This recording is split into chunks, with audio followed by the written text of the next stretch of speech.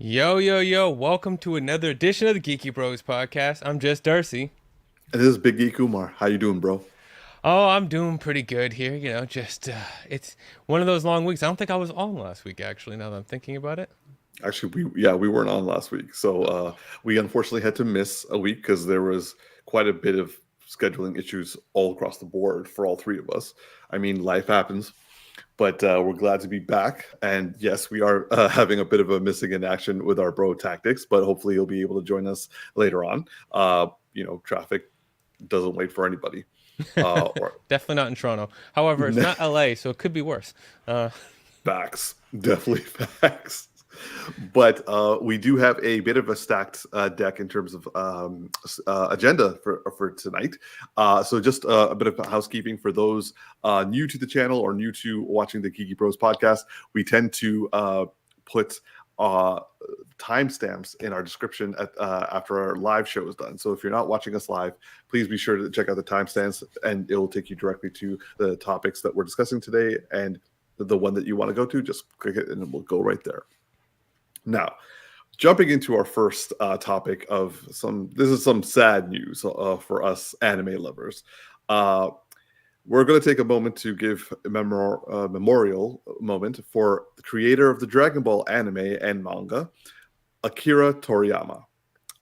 He was, I would say, a pioneer in so many different ways. He pioneered the shonen.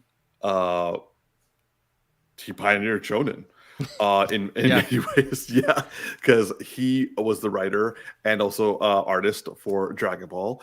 He created many other very powerful images and also like concepts and shows and whatnot on the same level. But he like his best known work was Dragon Ball, and he was working up until his passing on March 1st at the age of 68.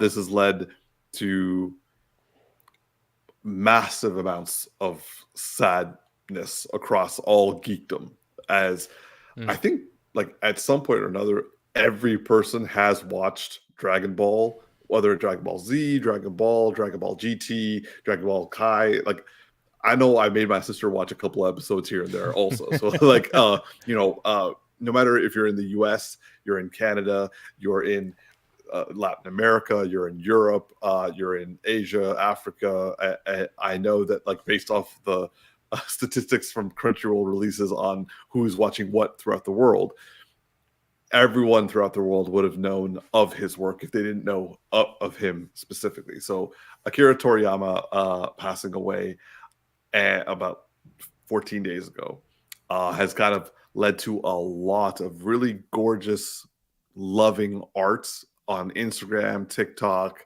Twitter, just like this right here that Darcy was able to find. A lot of stuff like this that is just really sweet, very touching. I wanted to ask Darcy, aside from your feelings on how you reacted, because clearly you could tell how I felt Yeah. hearing the news. How not just how you reacted, but also what was your favorite Dragon Ball iteration or moment? Well, when it comes to iteration, I'm a DBZ fan, not because like I think it's superior. It's because it's the one that I really watch the most of. Um, I actually know what I'm gonna debate on that because I no, I've watched Super more than any of the other of them because I actually watched that as an adult through. Now, no, I'm backtracking now. It is Super. It is gonna be Super.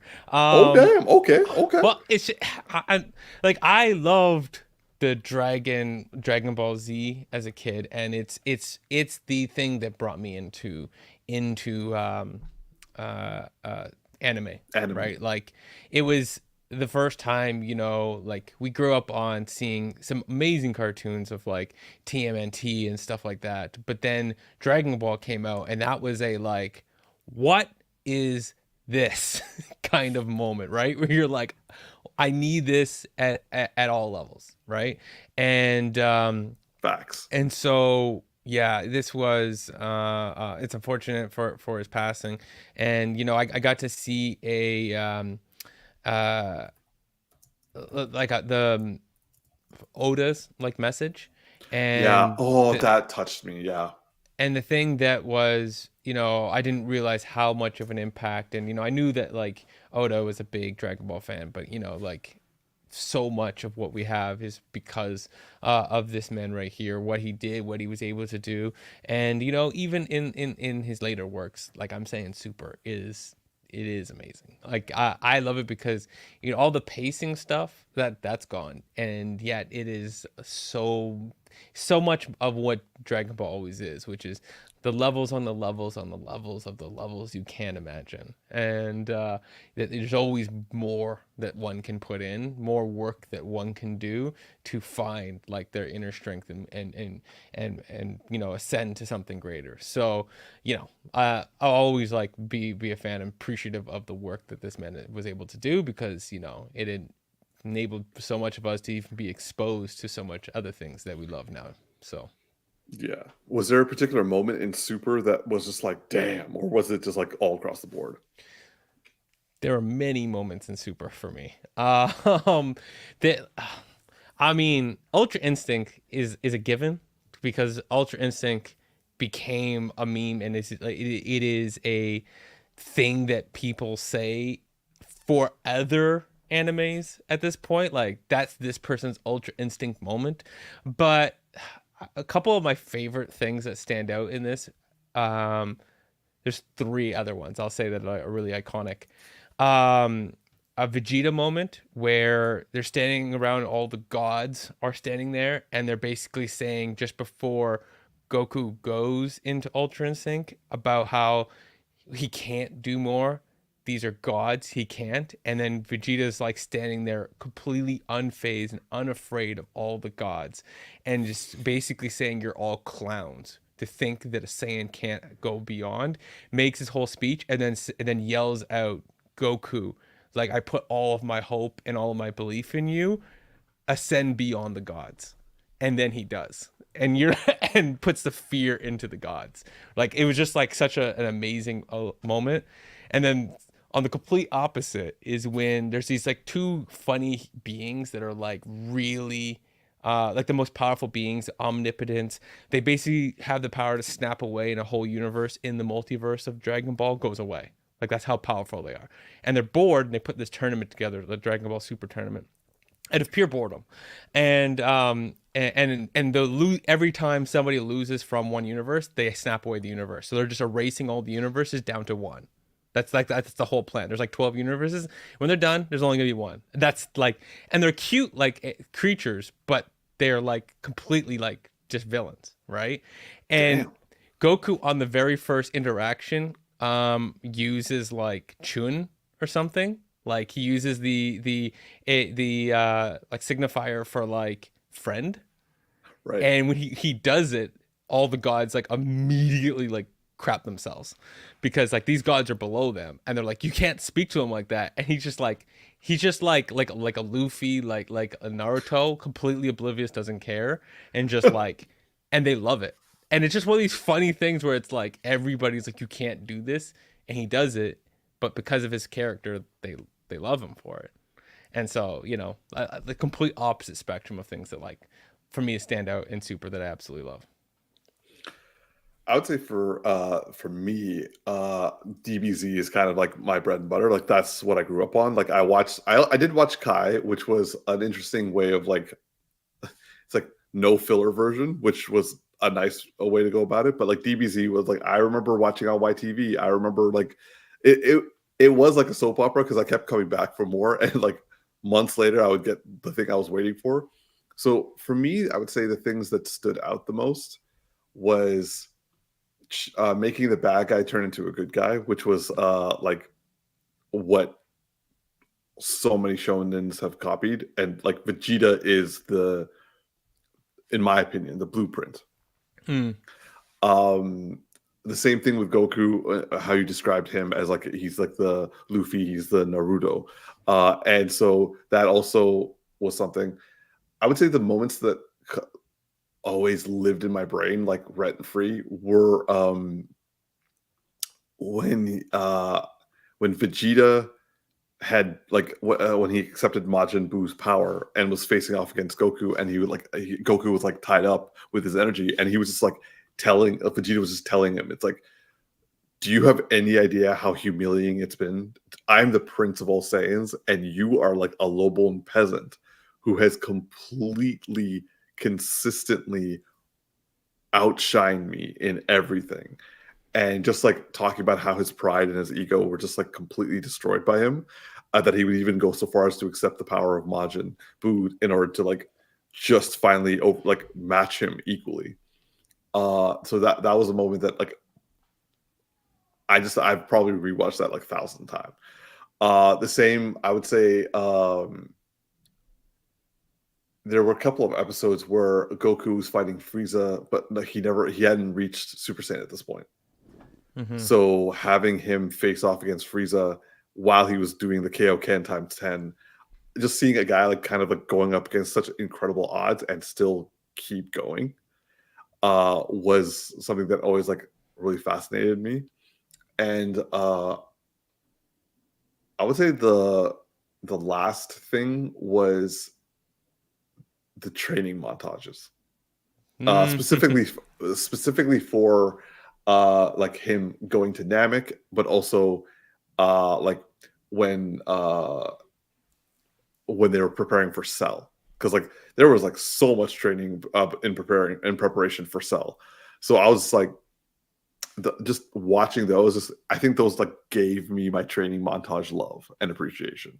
So yeah, it's amazing just how much Toriyama was able to kind of like instill in me, that now still like obviously like I've my tastes have changed from Dragon Ball. Not, but I do want to go back to Super, given what everyone has been saying. Oh, But like it just yeah, this one hit hard. yeah, I hear you, and you definitely should watch Super. I mean, just right now out of the paying honors and whatnot aspect of it, but because it is everything that Z is remembered for, like in Yeah. the more surface and enjoyable part of it, right? Like the things that when we always talk about Super that we remember, but we remember them shorter than they were, like, and it's that, and it still has long fights, but it's like there's like a pre-tournament and then the real tournament, and the pre-tournament is badass, and then the real tournament is just like, it is the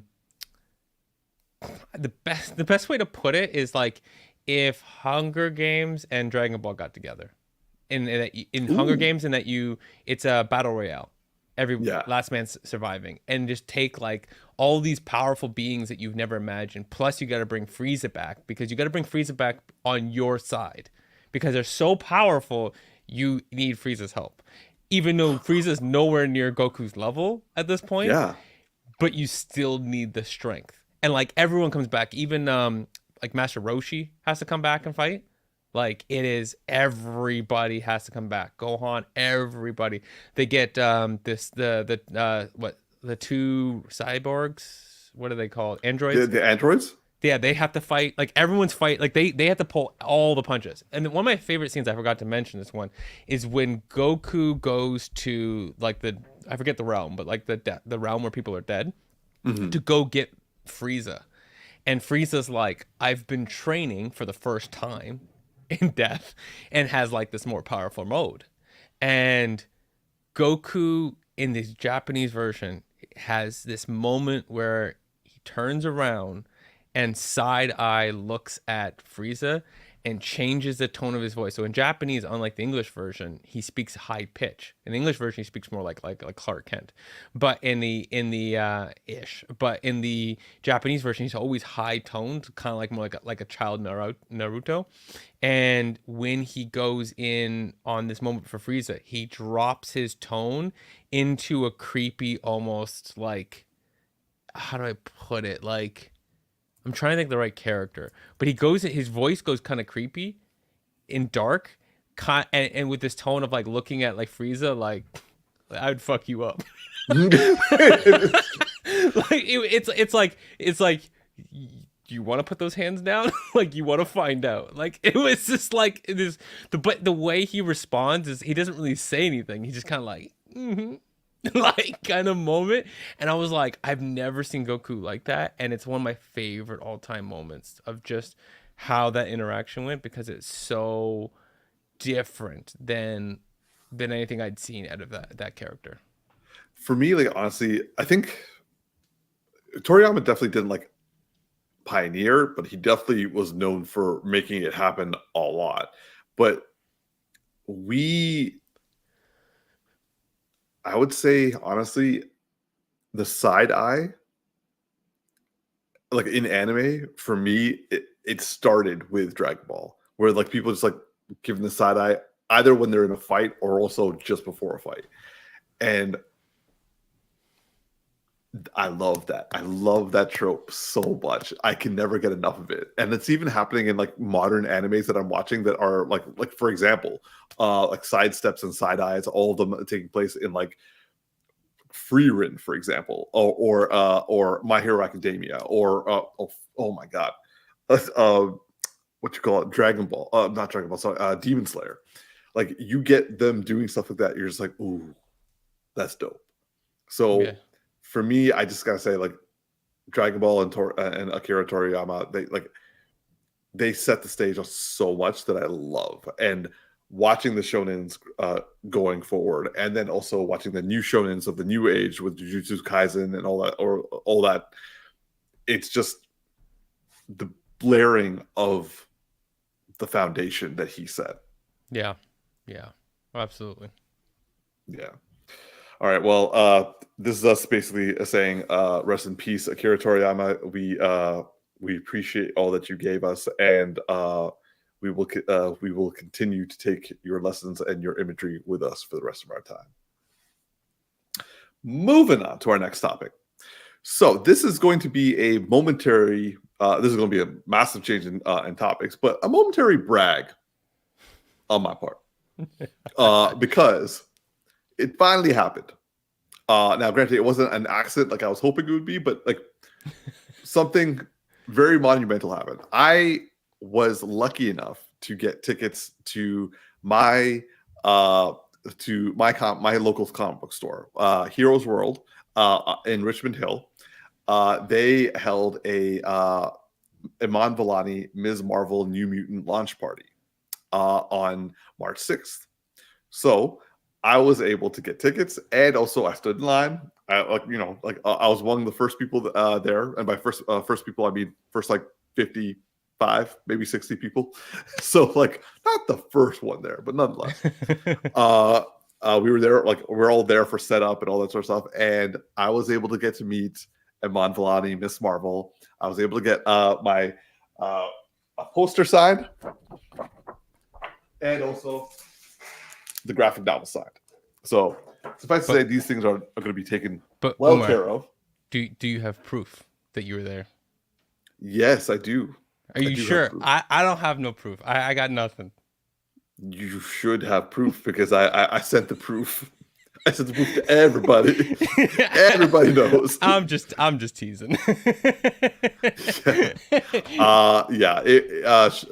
So I will say this is my first time meeting a celebrity, like, and actually talking to them. Because before, the only other time I actually technically spoke to a celebrity was George Takai.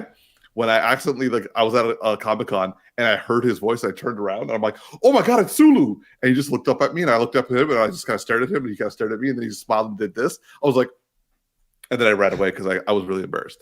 But anyway, this was me actually getting to meet and actually taking a photo with and actually talking to a celebrity. And she is as nice as she appears. She is good. Really personable. She's really cool. She basically had like a short conversation with everybody. And from like people I know who came in after I did, and like I talked to like the people who own the comic book store, Andre and John. She was like really, really cool, really, really nice to talk to. Her and I like bonded over the fact that no one got our names right when we were in school.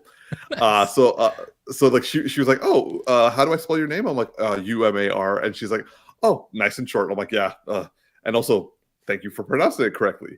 And she was like, oh yeah, Yeah, I was like, yeah, and I told her that like I was called Ermin a couple times by teachers, and she started laughing, and then she was like, I know how you feel because they called me Iman, and I was like, Yeah, ooh, yeah, yeah. Ermin. I, so some of the names that you've told me people have said of yours is astounding. How like how where are the letters for that? Like where's the N in Ermin? I mean, this was back in the 90s, so like maybe like the clipboards were just really dark when they printed stuff out. I don't know, but like Urban, there we are. But nonetheless, like yeah, I had a moment to kind of say thank you for like representing, and also my family all got together and watched Ms. Marvel together, and she was like, "Well, that's the whole point," and like I'm glad that you got that. So like she was really really cool, really Mm. really cool. So I wanted to ask her if the rumors were true about her and Ryan Reynolds joining Kevin Feige in like MCU development, uh, but I chickened out. You should have done it anyways. You know, like Yeah, yeah. you should just pull up the phone and be like, exclusive Geeky Bros podcast. Too soon, too soon. She'd be like, no, Oh, this ain't it. This ain't she'd be it. like, she'd be like, don't quote me.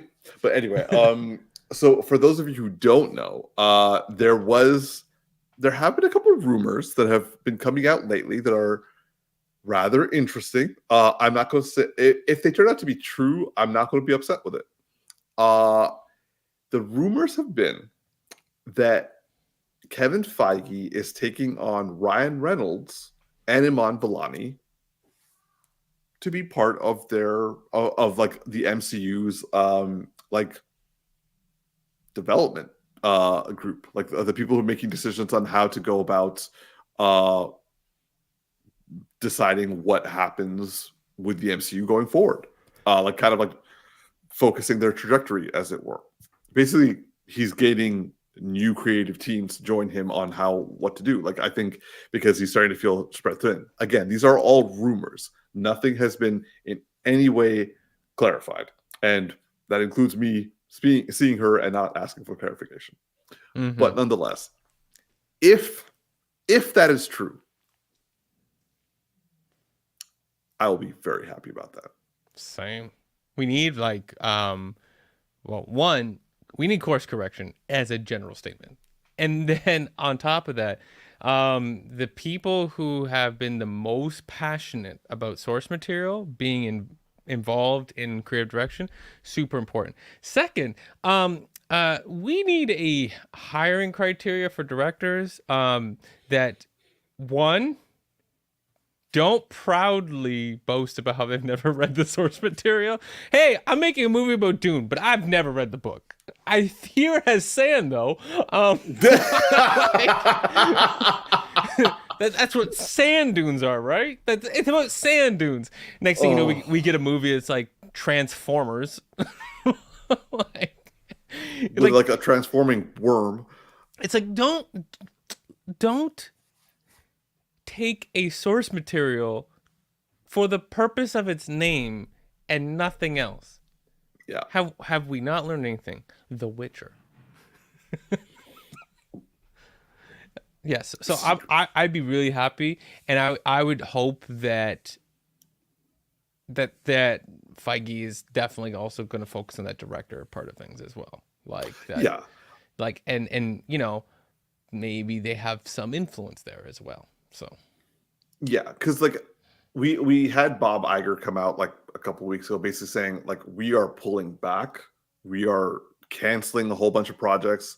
We're going to be like making this like focused, and apparently a few titles have been canceled already. Like Blade is still on, so that's I honestly thought that was going to be the first thing to be dropped.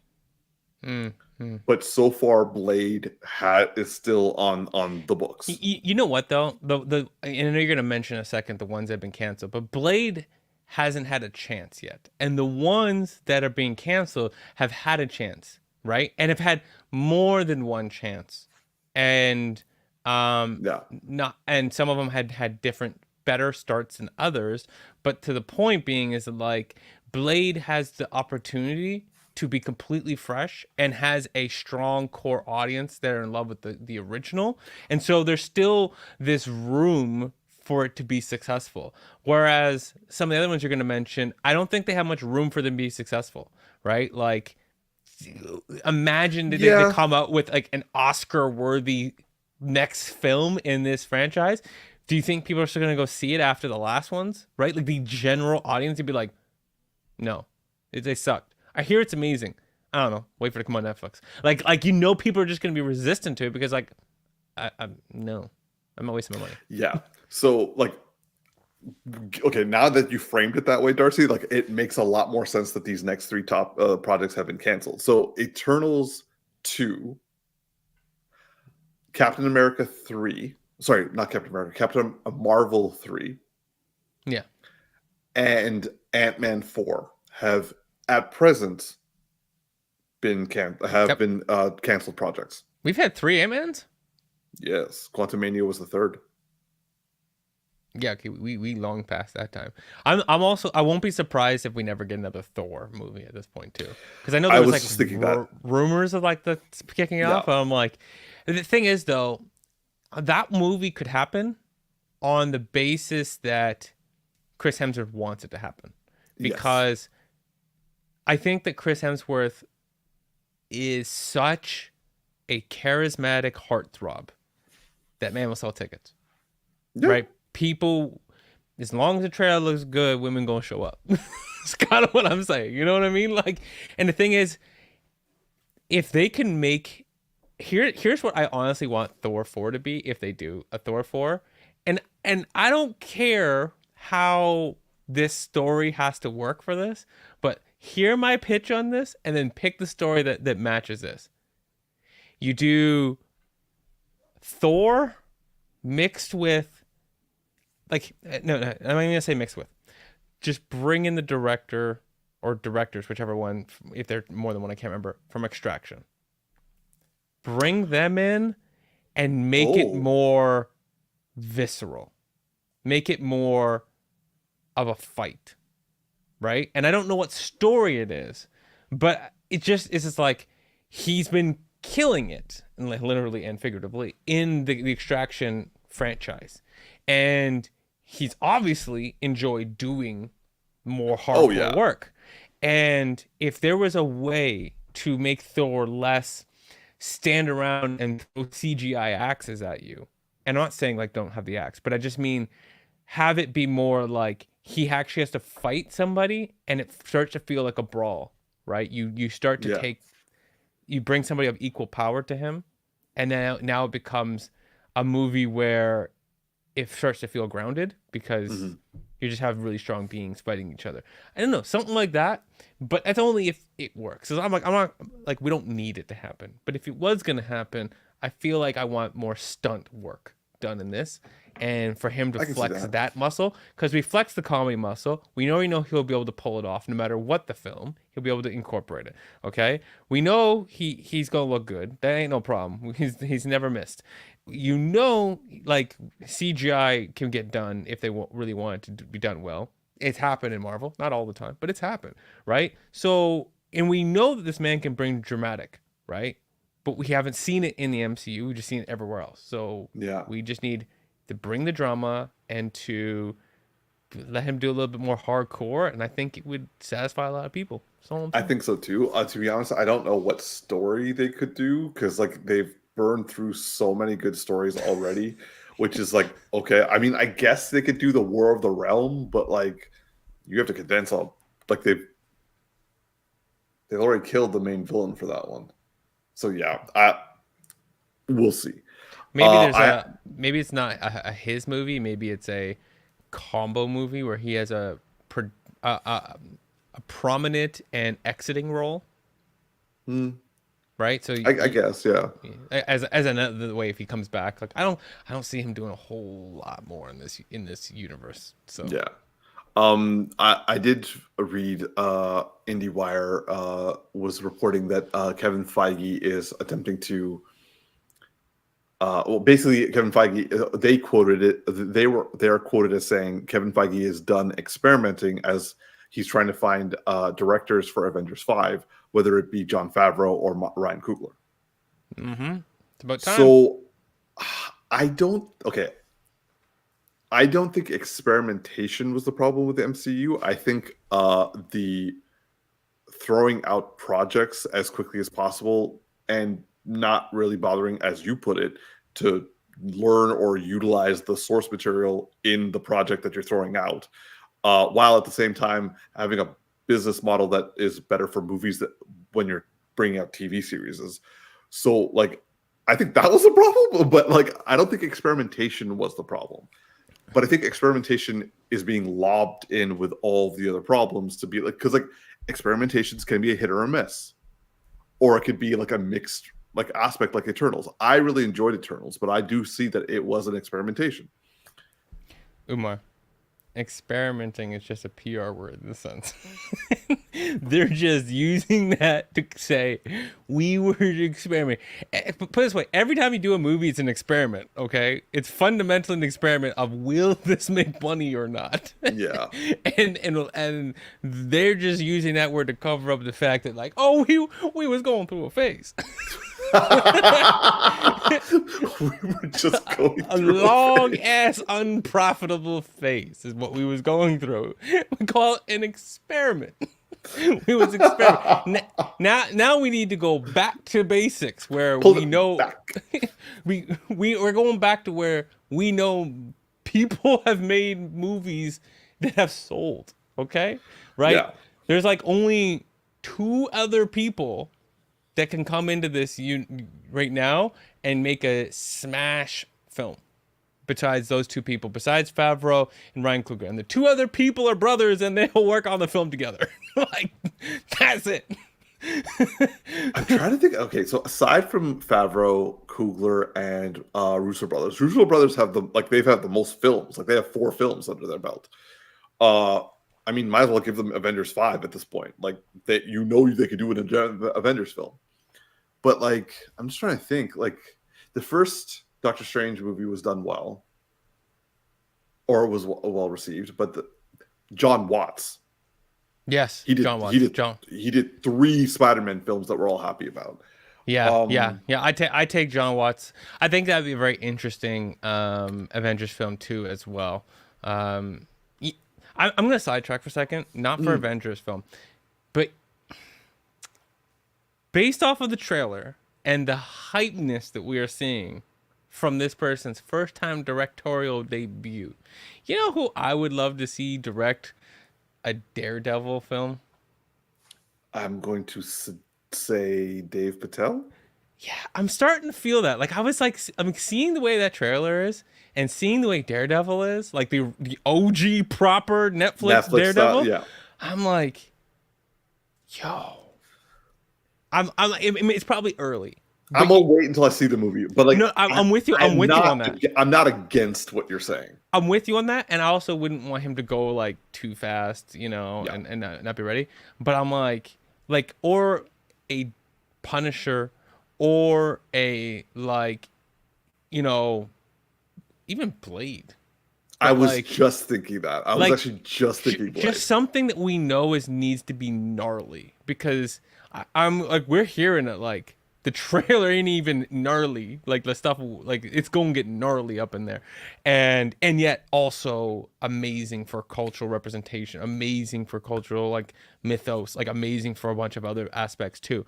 And I'm not saying all those flow into the MCU by any stretch of the imagination, but it could be that maybe there's a draw for the proper story, but more to the point of just saying like, that's what I want when I see Daredevil. I want someone like, I want to see it throwing hands, and I want to see it tough, and I want to see some on the edge of rated R. Like we don't see blood, but it's bad enough, and we like, I don't need to see blood. That hurt. We know that. Given how Deadpool, okay, so like going back a little bit to like the whole Deadpool and Iman Vellani thing. The reason why I'm happy about this is because like you said, we have two diehard fans. We also have two people who have done the best PR work for MCU. Mm-hmm. And Ryan bringing Deadpool into reality was by far the best move. Now, granted, that was for Fox, but since Fox is not part of Disney, and now he is technically quote Marvel Jesus, he did a big thing for that, and also rated R. Mm-hmm. So, and then Iman Vellani, like, yes, her show didn't get a lot of views, but critically, it's the highest rated property in MCU. Yo, And I got nieces and nephews still asking me if season 2 is coming, and I'm like, I don't know.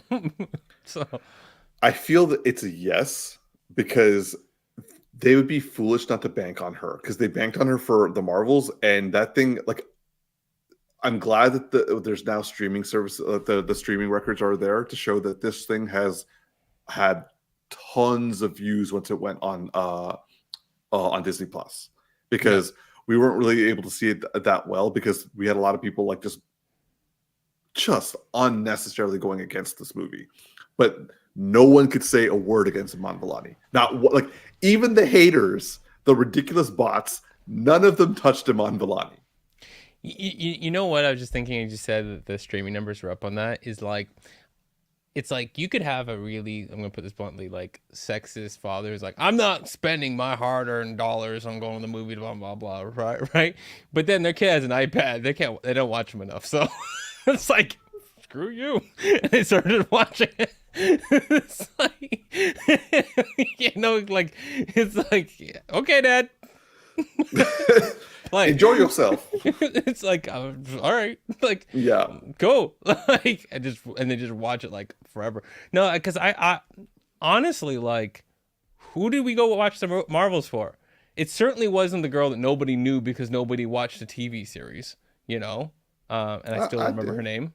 The point being, talking in the mass audience where the numbers Right. Okay. come Yeah. from, Everyone went to go see Iman nobody Vellani. knew who she was. She's just brand new to the 90% of the people going to watch that movie, right? Yeah. And then a lot of people know Brie Larson, but it's been either so long they kind of remember the movie, or they're like Tactics and I and have a problem with her.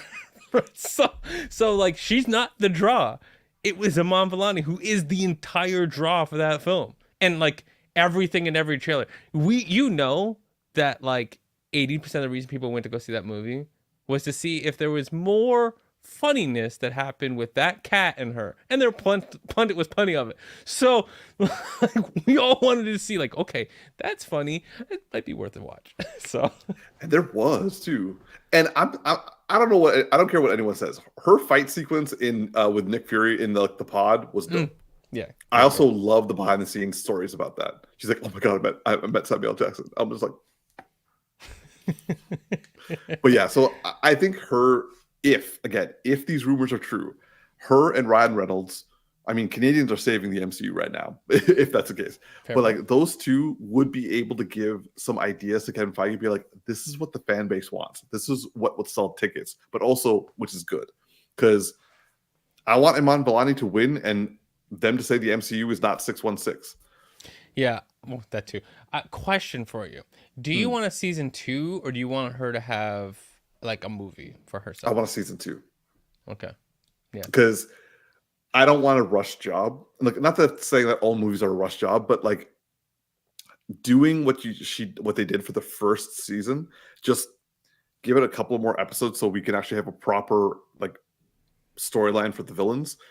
Again, not her fault. Everything else was fantastic, but like, it would have been nice if that actually wasn't just shoved in there.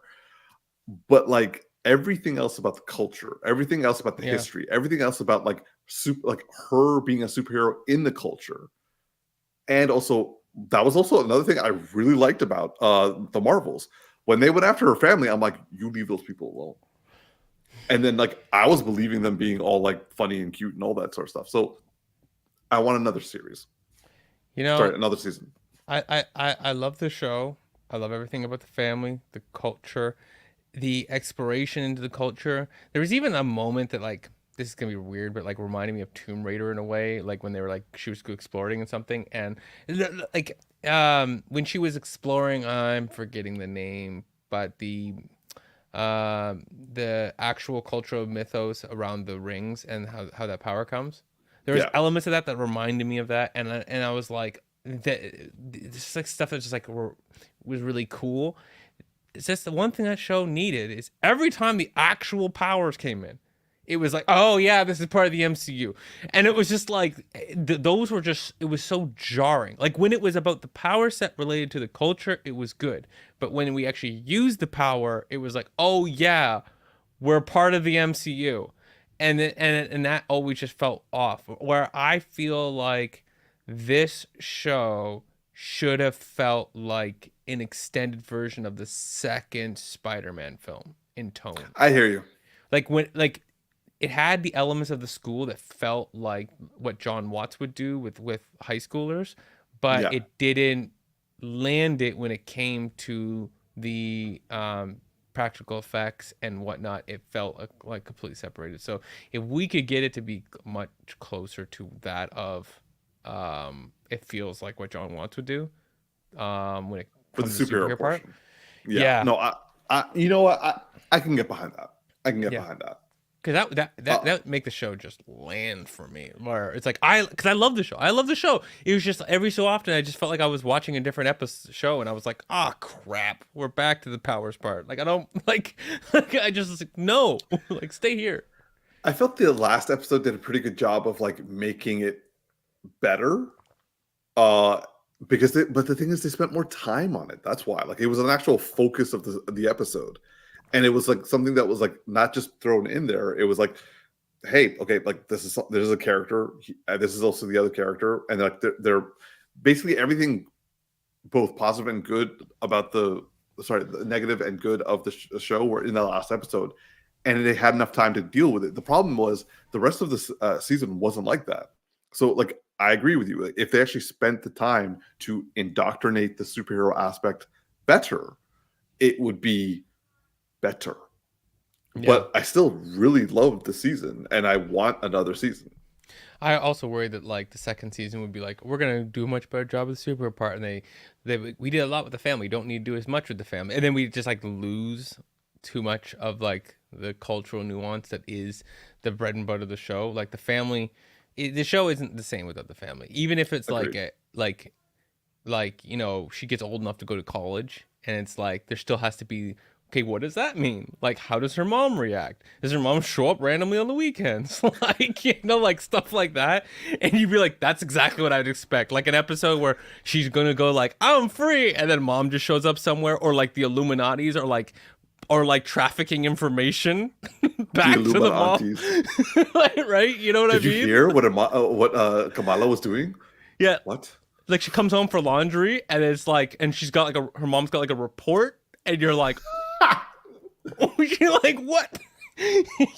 First of all, I didn't go there at that time. I went at a different time. Second of all, I went with a friend that's a female, not a male. It's like, Yeah. show me the proof. Yeah, exactly. That's what I would want to see. Like even if it's like later on down the line, it's a movie. It's just like this random thing of like her mom calling her up to get like information on stuff that she did like the weekend before, and she's like, "Mom, I gotta save people right now." You know what I mean? Like it's like Yeah. that is like such a core thread of what everything is. So it's like you can't lose that along the way. Yeah. All right. Moving on to our next topic.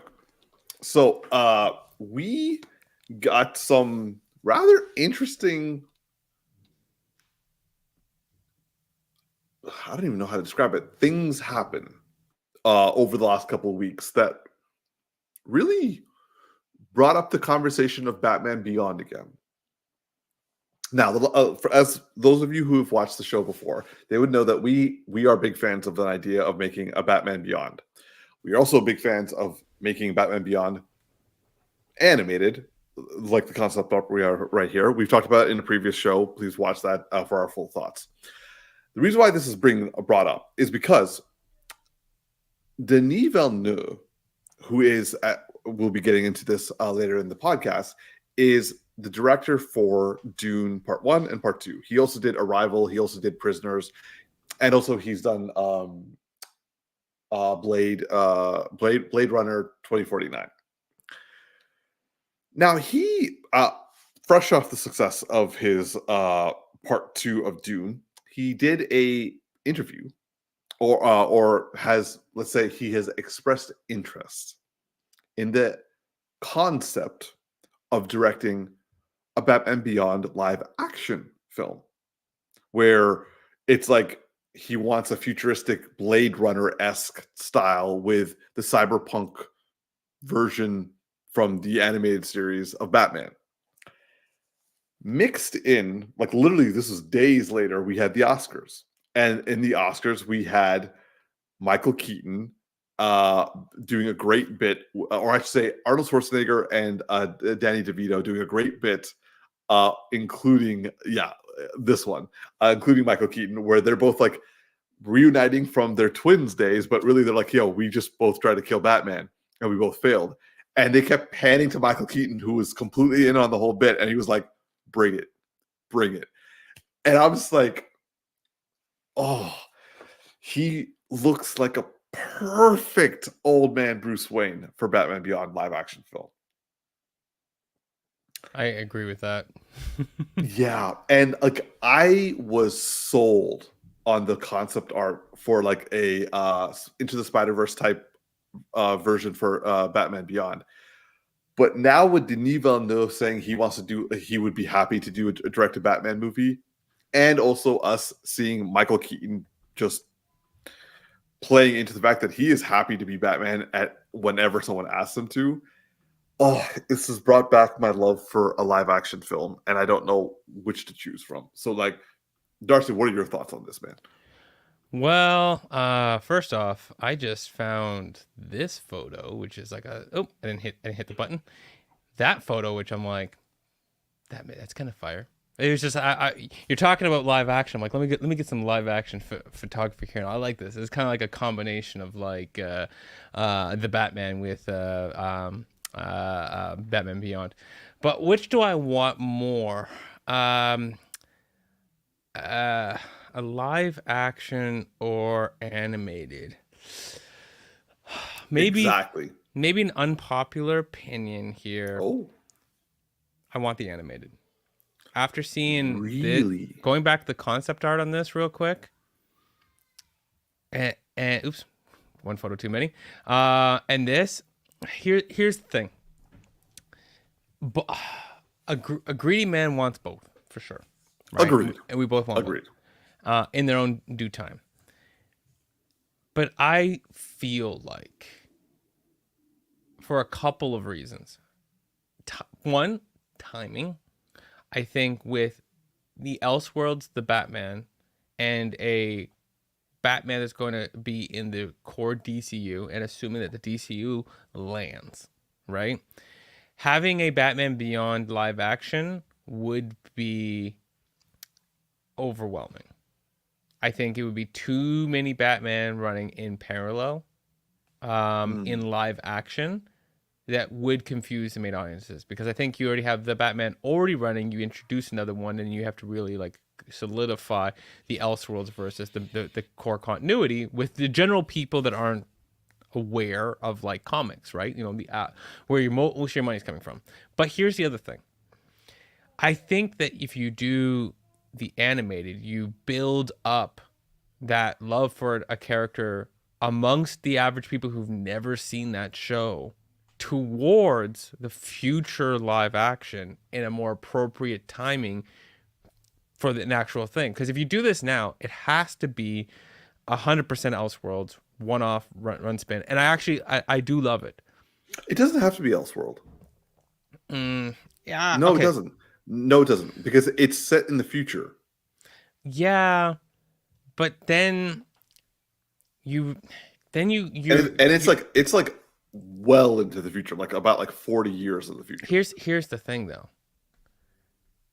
I think that that's sloppy in when you're trying to build a brand new universe and you're immediately going to be like, oh, and here's something that's coming in 40 years, right? Like a movie of like in the timeline of what we're talking about.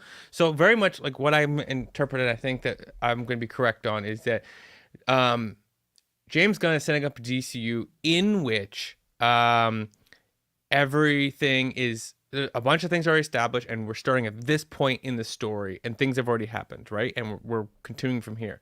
If all of a sudden I'm telling you this is the point, and I'm trying to understand where we're at, and I'm gonna hear about the world building through what's happened in the past, where we're at, and seeing things and all the heroes that exist, and then all of a sudden, like a few films in, I'm like, oh, and we're gonna skip 40 years. And then we're gonna come back in the next film to where the current timeline.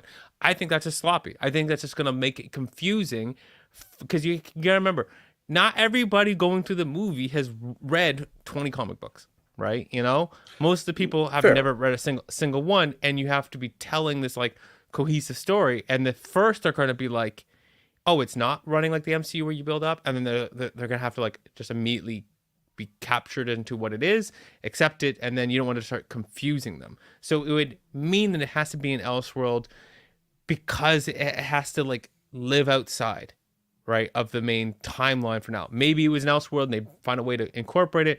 But do you really want to start off right now with a bunch of multiverse stuff when clearly everyone's doing fucking multiverse and it's not working, right? And it's confusing the shit out of people and it's not landing, right? Like you just really want to be overly complicated because you just want a property. I think that it's better to do this as an animated the same way Miles Morales is coming in, because Miles Morales is now at a point where I would argue his popularity amongst younger people is going to surpass Peter Parker in a very short period of time, if not already surpassing him. I could People see are that. deeply invested, and I think you could set up this character so that later on, when you're building out James Gunn universe and it's a little more established, you introduce a live action version and people are hyped for it. They actually care about that property because they've seen it in a different medium, and you're not requiring, oh yeah, no, you should know about Batman Beyond. If you didn't watch it 10, 15 years ago, that's your fault, right? And then it's like, okay, well then screw you, I don't want to watch any of these films. If the geek audience is going to be like gatekeepers, well, cool, you watch it by yourself, I'll go watch something else, right? you Yeah. have to you have to bring people in to love and enjoy this. So I think it's better to start with the animated, and I think because of how much stuff is advanced visually in the Batman Beyond type of world, you start live action, you're gonna have to dumb it down. I think we need to build stuff up and then, give ourselves time with technology. And we're having a lot of really cool advancements right now with CGI where it's just changing the approach of how we're doing CGI. That's making things like The Creator be at top level, Dune be at top level, all of these films having less money spent than like a bunch of other films that look like crap in comparison. And as we refine this process, and Villeneuve obviously is a person who would know how to do this, but I think it would also lend itself well to, not be, they figure out how this would not be a $400 million film. Because to make this look the way you need, Villeneuve's gonna have to spend even more money than he did on Dune, because every scene. Oh, I am I the one missing out, or is Can you hear Darcy? me? Am I Oh, here? okay. Sorry, I wasn't sure if I was the one who cut out or you. My camera went out for a second, but Fair. Okay, cool. but So, I just think it, like, I think that this is going to be a really expensive film to make if you want it to really hit the way you want it to hit and not have to bring it down to all right. realistic. I have a rebuttal, but before I do that, I do want to check something. So, Denis Villeneuve, for Blade Runner 2049, he spent the budget was between 150 to 185 million, and for Arrival, it was 47 million. And the first Dune film was bear with me a moment. The first Dune movie was for 165 million. Okay, so he's never crossed the 200 Okay, million mark. so man knows how to use his budget effectively. Okay, I That's give him that 100%. yeah. Okay, so okay, I do understand where you're coming from, and I think there's actually a very good point there. My only counter regarding and this is in regards to confusing people. My only counter would be that from the experience of watching the animated series where we had Batman and then we had Batman Beyond and then we had Justice League all happening relatively all at the same time. And also, this also happened in the comics as well, where you had like Batman and other Batman situations, but also you had the future situation. There were two mediums of storytelling where Batman Beyond was done in conjunction with the other live action, the other Batman storylines. So this wouldn't be the first time this has happened where there's multiple Batman storylines and then having a future version. My only statement would be that this would be different than having multiple different Batmans of the same type. And it's like, hey, this is Batman of the future. That's not a difficult thing for people to get their minds wrapped around because it's of the future. However, multiverse is a little bit of a newer concept. So people are like, wait, what's going on? Wait, who did what? And that sort of thing. So this is just like, okay, they have hopefully Michael Keaton as Batman, and like he is whoever they cast for Batman. Or if you're sticking to the Elseworld aspect of it, this is Robert Pattinson's future version. So, I don't like the Robert Pattinson future version. I'm not saying I want that. I'm just saying in terms of like simplifying things, you could do it that way. No, because he needs to be younger or equal age to Robert Pattinson's character. So he can't if it's Robert Pattinson's future version, then no. So in because then it would be like Michael Keaton would be playing the older version of Robert Pattinson. Oh, okay, I see what you're saying. I just anyways, I just thought you meant something else, but I hear your points, but I don't agree. Because fair, and it's fine. Like we both disagree on this one.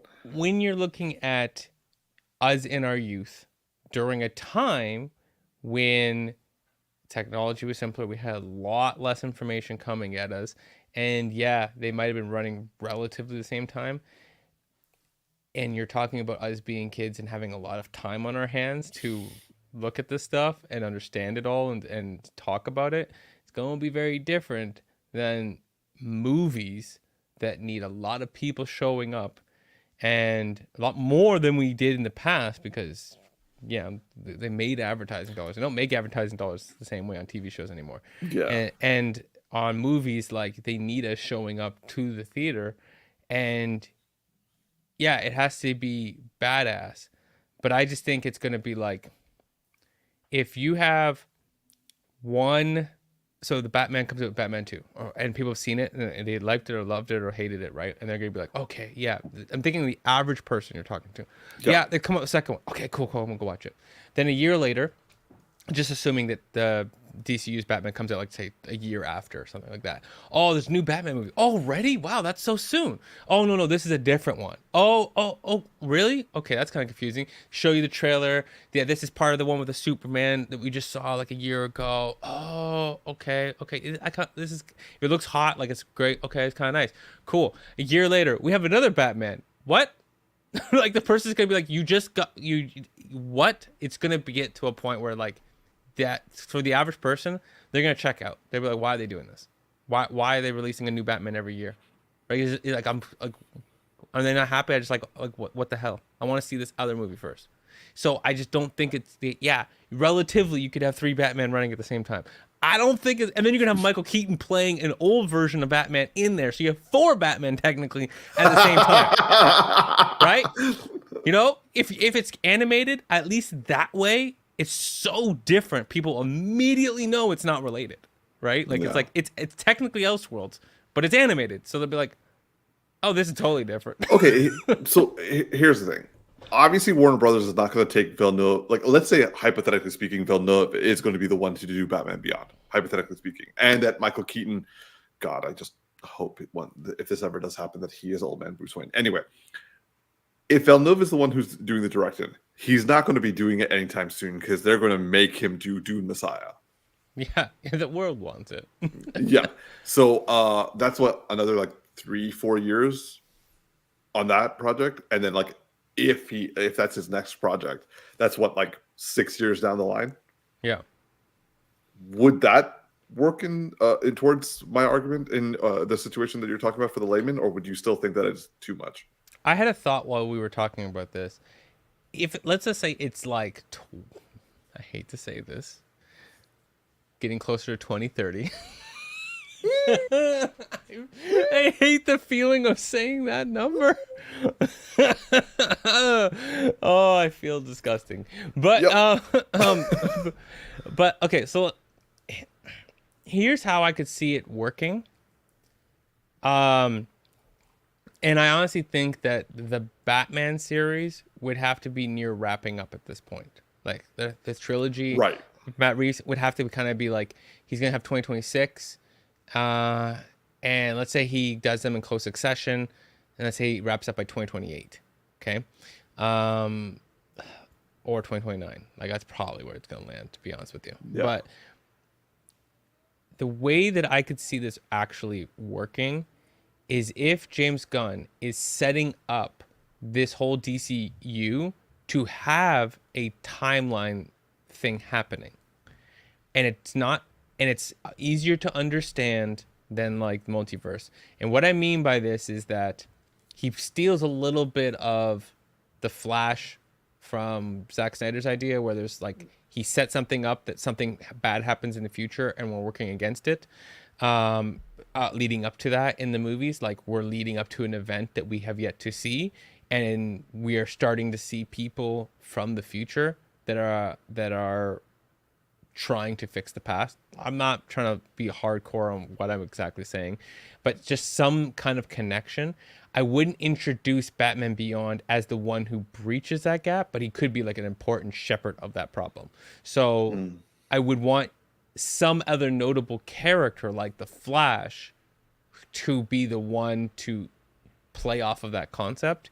But Batman Beyond is introduced in part of once we expose that and we over a few films build up, because it's like how with the the Avengers and Marvel MCU, where we had Thanos is coming. Thanos is coming. Here's Thanos. Here's what it looks like. There's Thanos. And then just kept building to like, holy crap, this is Thanos, right? Like it built up to it. There is a future problem relating to the future that is coming. And then we keep building towards it. And then when we expose it, it ends up being, instead of it being like a Thanos, like a singular thing, it is an event with multiple things. And Batman Beyond might be an important character in that. And then we can do what we want with him. But I feel like at the point that he happens, he's replacing the other Batman currently, because maybe something happens and we lose our Batman and we only have this Batman. And then, when everything resolves itself, we'll see where things land. But that's kind of where I would, but you'd have to set the DCU up as a whole for this to work, not just shoehorn it in because you want this character, but it doesn't make sense for the larger scheme of things. So it just ends up being, how does this relate? How is he connected? Nothing else is dealing with the future. Why are we just have this character on the side if it's not going to be an Elseworld? I will agree. I will agree that like the animated film is an easier thing to do. It's just that Denis Villeneuve and Michael Keaton together, just with a Blade Runner 2049 perspective, that's just so perfection of what I wanted for Batman Beyond. I guess I'm just like pushing aside logic and reason. I love that idea. Like, don't get me wrong, even though I'm fighting so hard against, I don't think it would work, because I think you have to sacrifice your other Batman for this to work. But I love it. It'd have to be Elseworld. And if it's going to be heavy Elseworld and exist right now, like in the next, like, say, 4 or 5 years, and it doesn't fit in the canon, it has to be so stylistically different that nobody's confused, right? Right? It's almost like Gods and Monsters Batman, where he's like a vampire, where you're like, I'm not going to confuse him with Bruce Wayne, like, at all. Like, it's never going to happen, right? And so you would have to make the movie almost like the animated concept art, Watch they come out and just blow me out the water, and they combine live action with that animated concept art under Villeneuve, I'd be like, all right, my bank account number is. Yeah. Here's my password. All right. Moving on to our next topic, which is kind of in line with us discussing Denis Villeneuve so much in this last part. What is we are going to give a full review of Dune Part Two that just came out a couple of weeks ago. So if you haven't seen Dune Part Two, I suggest maybe coming back and rewatching us. So now that you had time to sit with it, Darce, does your rating still hold for Dune Part Two? Because I think you gave it an 8. Yeah. Does your rating still hold? And what were the things that you felt really clung to you, and what were things that you're like you weren't so sure about? Like why wasn't it a 10 and why was it an 8? Good questions. A lot to think about. Sorry, I have a notification thing popping on my phone that's like really distracting. If anyone who has like iPhones like recent, they have that like thing where like it pops if you put it in like standby mode, it pops up like pictures, and one of my picture of my partner just popped up, and I was like, whoa, I was not ready for that. So the movie, what sits with me? I am so conflicted about how I felt in the last half or third act. I'm not sure what point it started happening, where the Messiah really shifted, because there was like that hopefulness that he wasn't going to turn to his lesser needs of revenge and use this Messiah complex that everybody was like believing in, and use that to his advantage. And even when it was happening, I'm fully aware, and I was like, but maybe there's a hope that it will go well. Like maybe he's like, because I'd seen the trope before where the guy has a woman he loves, but then has to do something politically, and still loves her and is like keeping her on the side, like literally like, this marriage is fake, I'm still gonna love you, and he like sneaks out to her all the time, that kind of thing, like something like that, like a concubine. Yeah, but like less like, more like, I'm only doing this for now, and then I'm gonna get rid of it, and then I'll come back to you, kind of a thing. And I'm like, there's part of me is like hoping, like while I'm watching it, and then you're like, nah, that ain't happening, and I'm like, oh, like right when I came out the movie, so I was like, kind of hit like that, because you're like, yeah, that man went evil, and I'm like, did he? Oh, okay. Maybe I was too hopeful.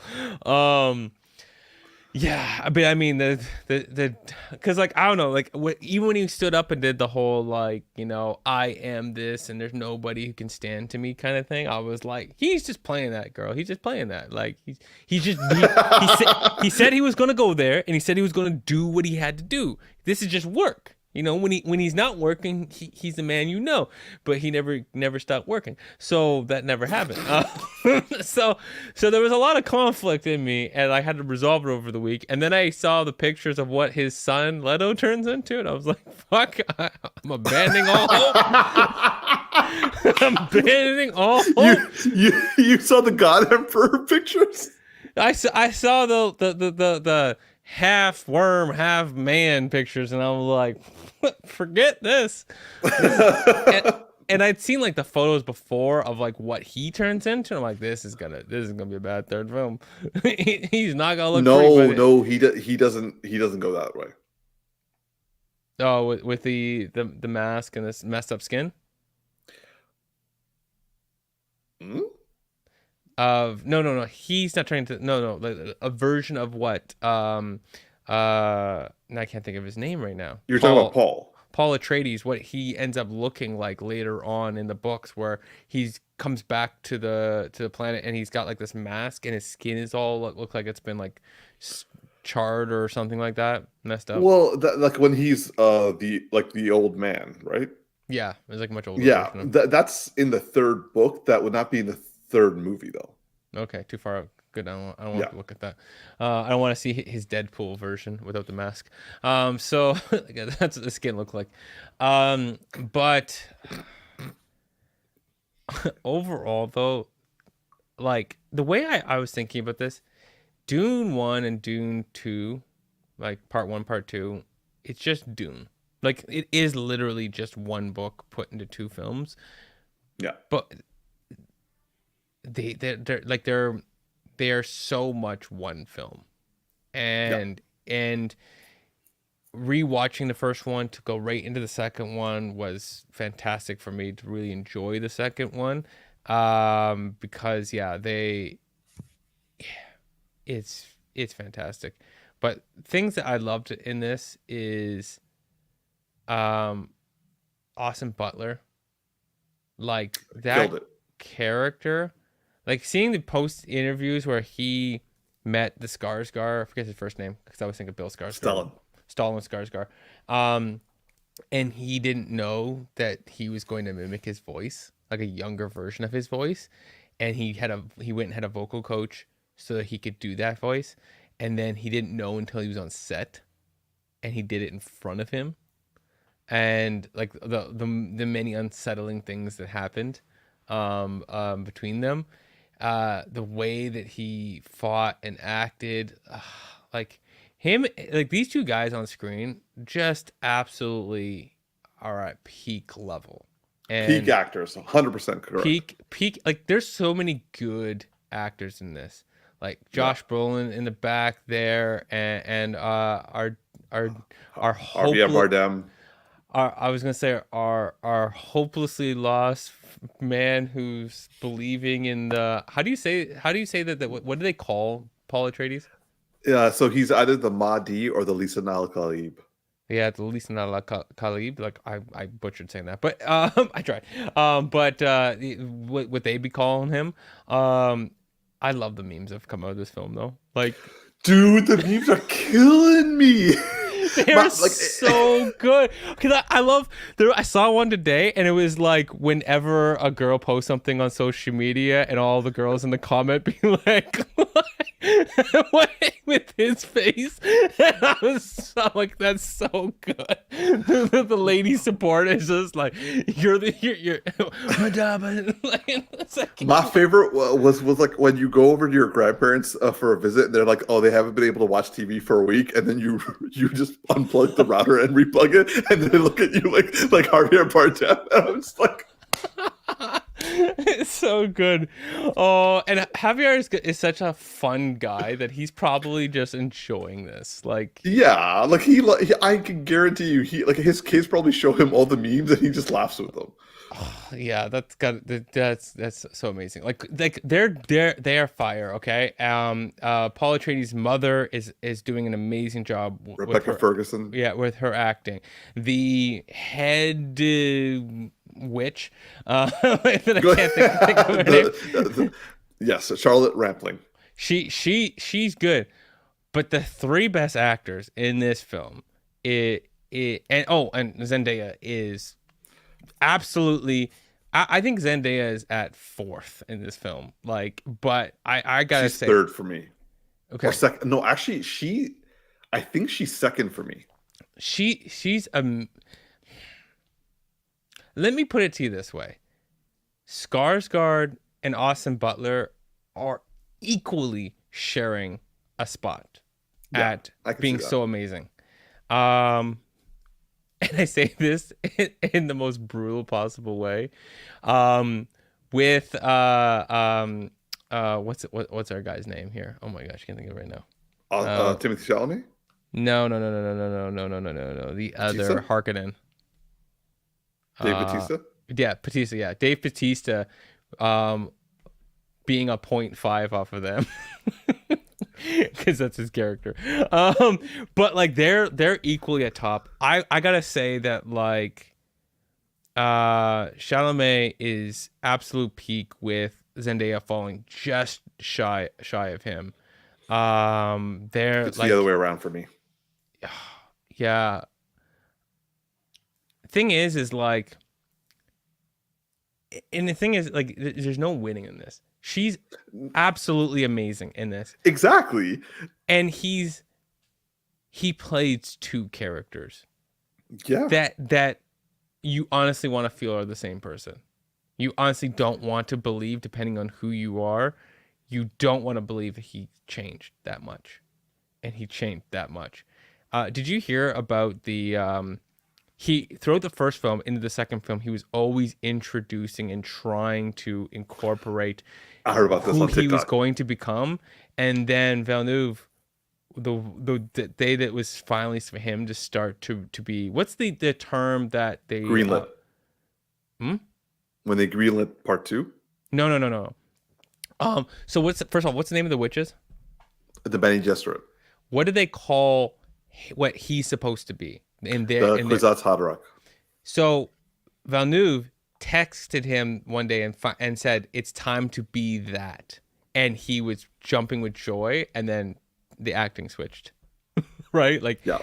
so can you imagine like you've been going to set with this guy, and you know what he's supposed to be, but he's never acted that thing in front of you, and Yeah. the director's been telling you to hold it back. It's like it's like acting with Heath Ledger, but he's playing a different character, and then one day he's like, "Come as a Joker tomorrow," Yeah. and you've not seen that, and you've been acting with this guy normally for half of the film, and the guy just shows up next day as the Joker, and it's completely the Joker. You're like, okay, and we're all acting differently now.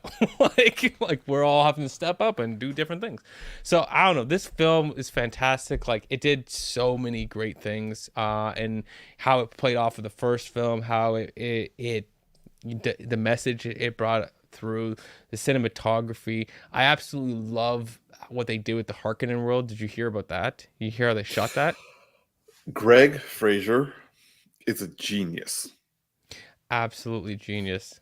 For those who haven't, he shot the stuff where they did the Harkonnen filming on the outside. They shot it in infrared cameras because instead of it just being a black and white, because it's supposed to represent the sun is changing Yes. and removing all light, and so there's this weird like bloom that happens around the white surfaces of the skin that would happen in infrared, and they blended it back by taking out the luminescence of the image, so it would end up looking like a black and white image. So think of what you see when you see an infrared, and then changing that back, and then blending the scene where they're walking from the inside where there's color to all of a sudden outside.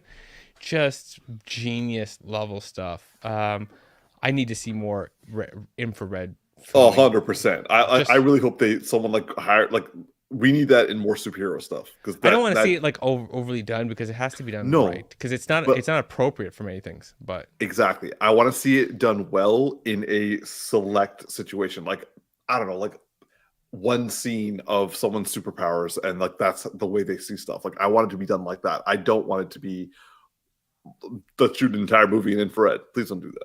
yeah, because what actually could be interesting is a character who has an infrared type vision, but it's overly enhanced. And so Exactly. because it's overly enhanced, it makes sense to literally shoot an infrared and enhance it. So yeah, there's last thing on the shout out, and I've been talking forever, is that the hand-to-hand combat in the first film, but especially in the second film, Chalamet, or Timothée, and Austin Butler have absolutely thrown down hands in this, and it was no way a slack, or you felt like, oh yeah, they learned how to do fight choreography for this film. Great, should have brought in the stunt people. Like, no, they're out here fighting. You're like, yo, like Timothée was like fighting stunt people, and you're like, okay, well, come on, stunt guy, keep up. So all fantastic. I really love this series, and so far, now that I've like really got to reabsorb the first one and the second one, I'm gonna give a combined rating for the first and second film as one film seeing it and sitting with it as a 9 out of 10 for the two Okay. as one combined, because you can't watch the first one and just end it there. You have to like want to watch them in succession, and you can't Yeah. watch a second one without watching the first one. So Yeah. No, that's dope. It's going back before I give my review. Going back to what you were saying about the both Austin Butler and Timothée Chalamet doing like the stunts. So the stunt coordinator, Stephen Wan, who did the first and second one, he was the guy that Austin Butler faced in his first scene. He was the non-drugged guy.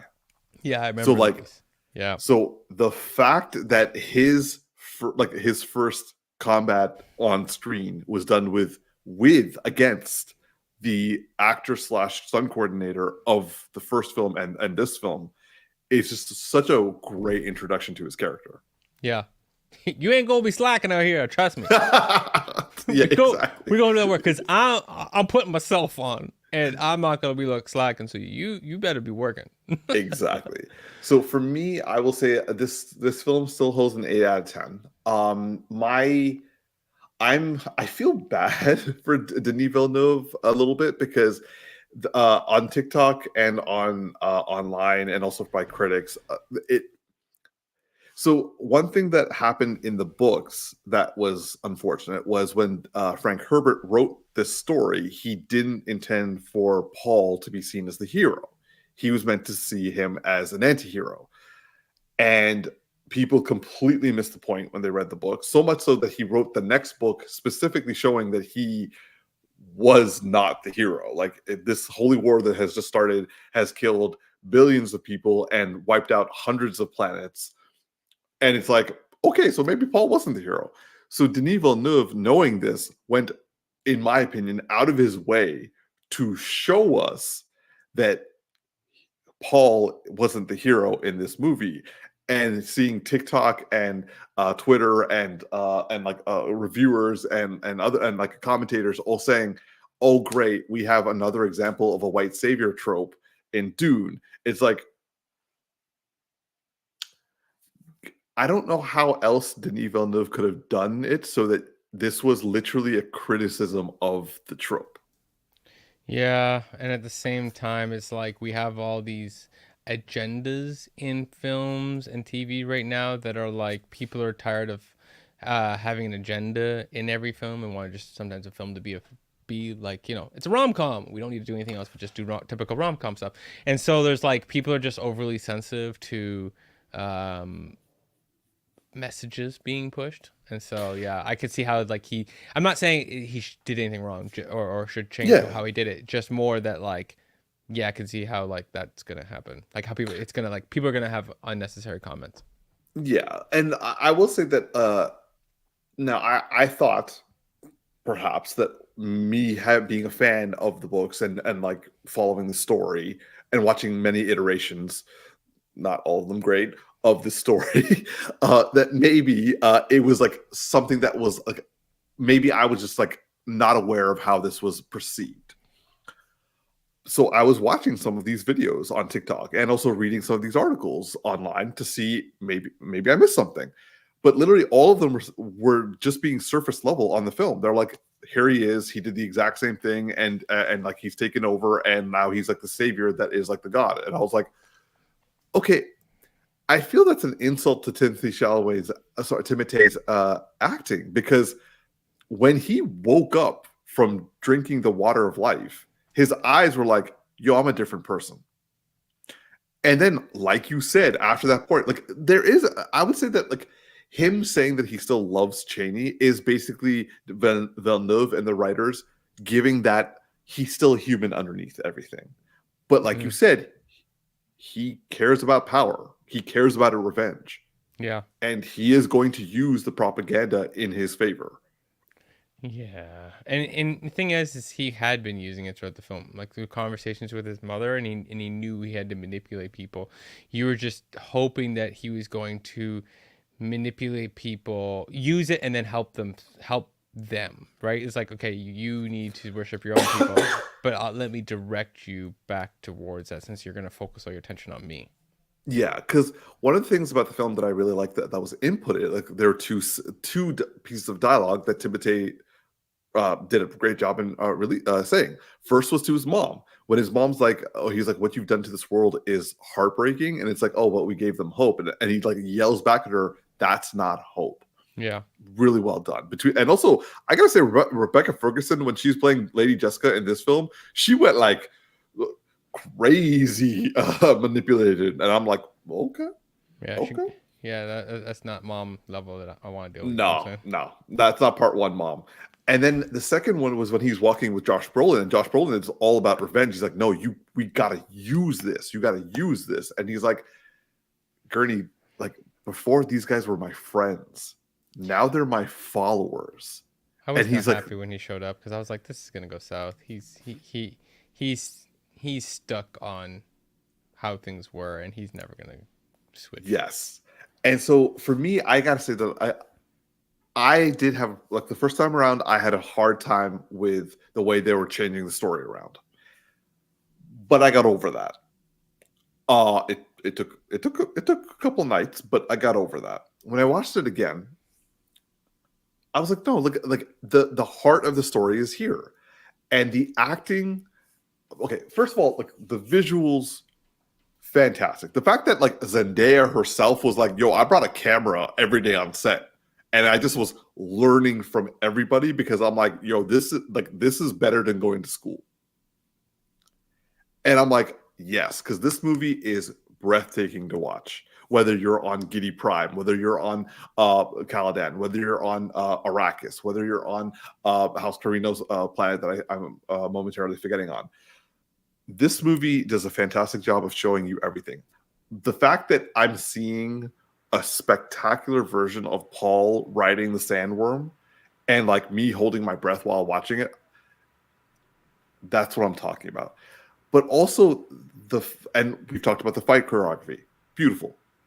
But the acting and the dial and because like we talked about it in our short review, Villeneuve is not big on exposition.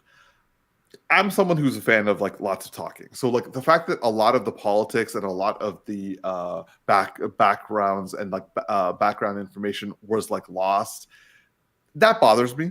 I'm not gonna lie, that bothers me, and that also happened in the first movie. But at the same time, the heart and the spirit of the story is still there, and Villeneuve has done a hard job making that come out through performances. And like the reason why for me Zendaya is number one is because I wasn't expecting, and this could be the fact that I wasn't expecting it, but I wasn't expecting Zendaya to like give four emotions in one look. Mm. Mm-hmm. I wasn't expecting her to throw hands so easily and so Oh, dope as she did. should have hands and feet. Oh, yes, actually, you're right.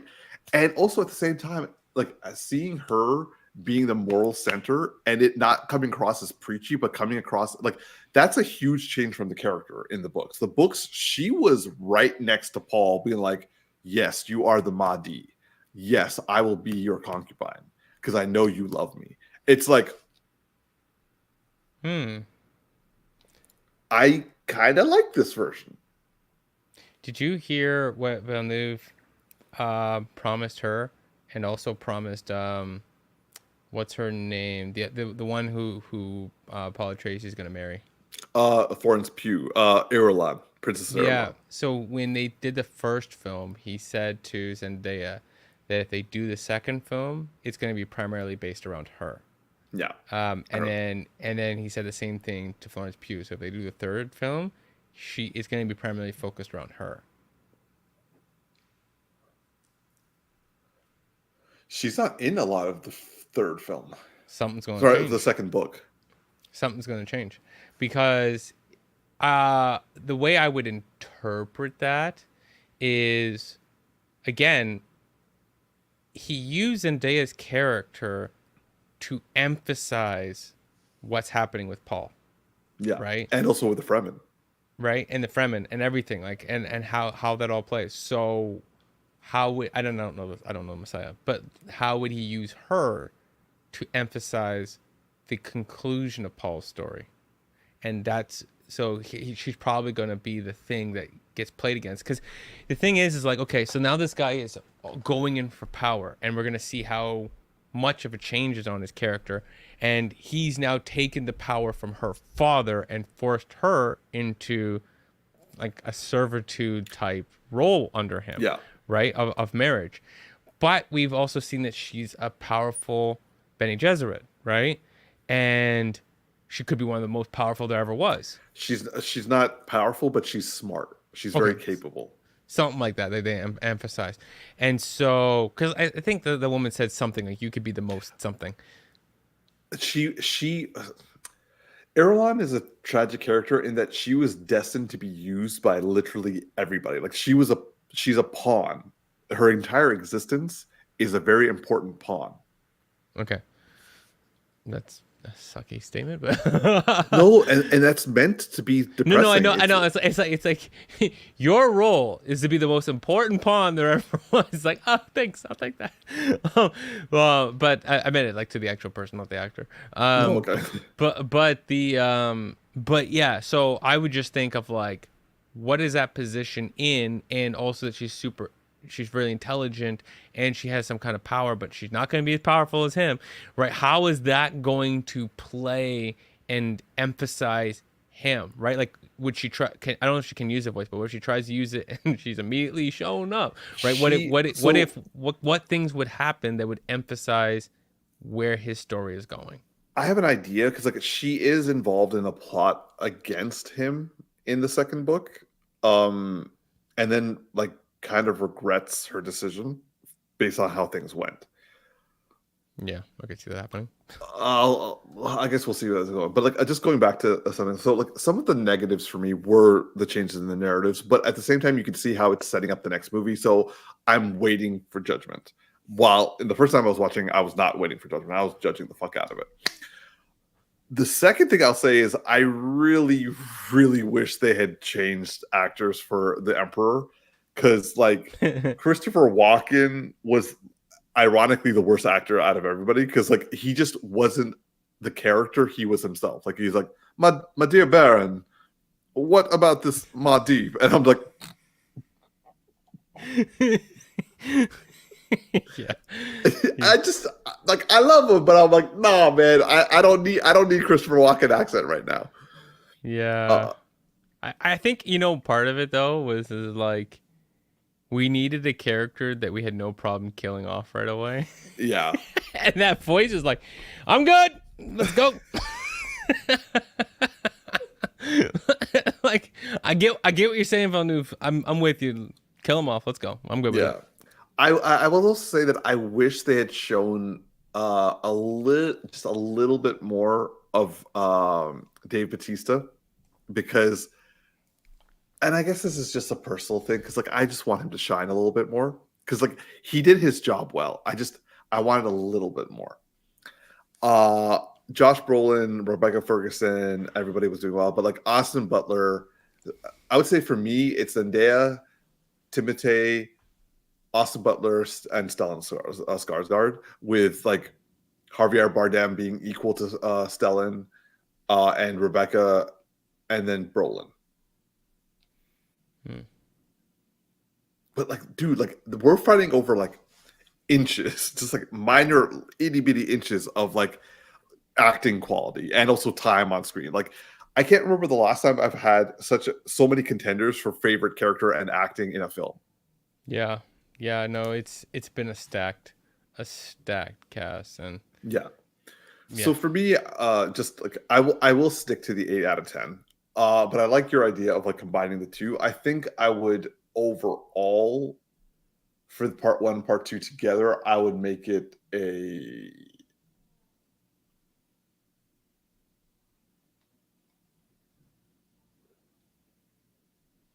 I'd still keep it at an 8 overall. Close to an 8.5. Okay. Feels weird that I have a higher number. Maybe I should bring mine down.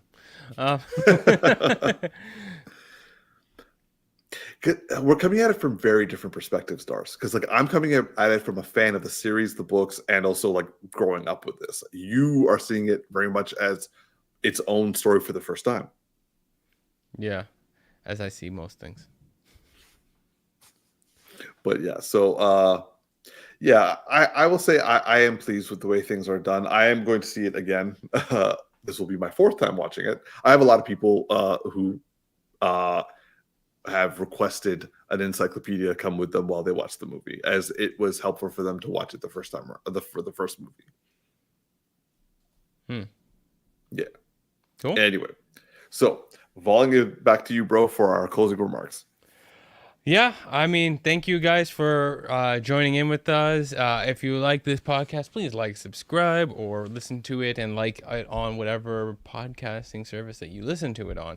And that would be it for today. My name is just Darcy, and This is Big Geek Umar, messing up his name once again. Please like, favorite. Darcy's already said like, favorite, and subscribe, but also give us comments on what you thought of the Dune movie. also what you think between Batman Beyond live action or Ooh, animated. yes. Go with animated. Trust me on this. That'll be All it. right, well, live long and prosper, everybody. Have a good night, and see you next week. All right.